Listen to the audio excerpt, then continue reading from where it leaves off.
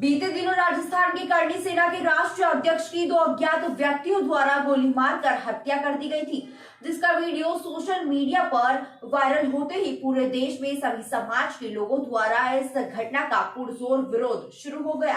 हालांकि घटना के कुछ दिनों बाद इस घटना की जवाबदेही लॉरेंस बिश्नोई द्वारा ली गई। इस घटना के संबंध में न्याय की मांग करते हुए आज सागर में क्षत्रिय समाज के साथ साथ सर्व समाज द्वारा जिले के खेल परिसर मैदान में विशाल एकत्रीकरण के पश्चात सागर कलेक्टर कार्यालय में जाकर मुख्यमंत्री के नाम ज्ञापन सौंपा गया। क्षत्रिय समाज का आरोप है कि राष्ट्रीय अध्यक्ष द्वारा कई बार राजस्थान सरकार से सुरक्षा प्रदान करने की मांग की गई थी, जिसे सरकार द्वारा लगातार नजरअंदाज किया जा रहा था।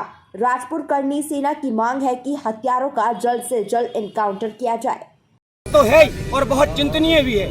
आपने देखा होगा कि हत्यारों ने खुलेआम हत्या करने के बाद सोशल मीडिया पर अपनी जिम्मेवारी ली है एक गैंग ने कि इस हत्या की जिम्मेवारी मैं लेता हूं और आगे भी मेरे दुश्मन सावधान रहें, अपने घर के सामने अपनी अर्थी तैयार रखें, उनका भी नंबर आने वाला है। तो ये बड़ा प्रश्न चिन्ह हमारी प्रशासनिक व्यवस्था पर खड़ा करता है। हमारा देश दुनिया का सबसे बड़ा लोकतांत्रिक देश है और उस देश में एक गैंगवार खुलेआम लगातार 6 साल से जो विभिन्न हत्याएं करता जा रहा है और बार बार अपने सोशल मीडिया पर उसकी जिम्मेवारी स्वीकार कर रहा है। एक समय था जब हत्या को लोग छुपाते थे, आज ये समय आ गया है कि वो खुलेआम हत्या करने के बाद स्वयं मीडिया के सामने आकर अपने बयान दे रहे हैं कि इस हत्या की जिम्मेवारी मैंने ली है।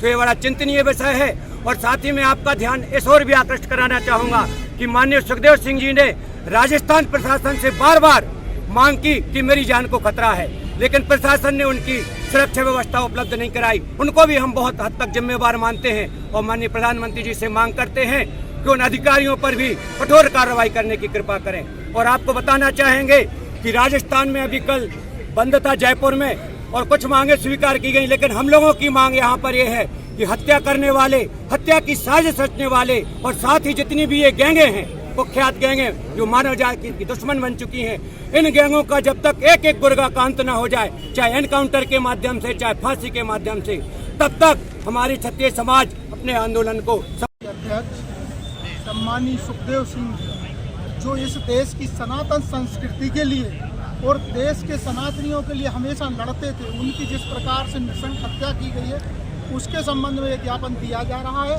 और मांग की गई है कि इन जो भी हत्यारे हैं इनको खोज के और निश्चित रूप से योगी जी की स्टाइल में इनकाउंटर किया जाए, इनको कहीं भी बख्शा नहीं जाए। अगर ये स्थिति नहीं बनी तो समाज इसके खिलाफ, पूरी समाज इसके खिलाफ इकट्ठी होकर एक विशाल आंदोलन करेंगे। वारदात के पीछे क्या कहानी निकल जाए? ये गैंगवार लोग हैं जो अच्छे लोग थे, क्योंकि हमारे सुखदेव सिंह जी एक न्याय की बात करते थे, हिंदुस्तान की हर समाजों के लिए न्याय की बात करते थे। इस कारण से अन्यायी लोगों को वो बात ठीक नहीं लगती थी कि ऐसा व्यक्ति अगर लंबे समय रहा तो निश्चित रूप से न्याय का व्यवस्था बनेगी। इस कारण से उनको रास्ते से हटाया गया। कोई राजनीतिक षड्यंत्र भी दिख रहा है इस हत्या के पीछे? ये भी हो सकता है, क्योंकि सुखदेव जी सनातन संस्कृति की ओर पूरी तरह समर्पित व्यक्ति थे। तो मुझे इस बात की भी आशंका है कि कुछ विधर्मी जो राजनीतिक लोग हैं जिनको धर्म नहीं सुहाता है, हो सकता है कि उनने भी उन गैंगवारों के माध्यम से ये षड्यंत्र रचा हो कि सुखदेव जी को अपने रास्ते से हटा दो। इसलिए बात भी संभव है।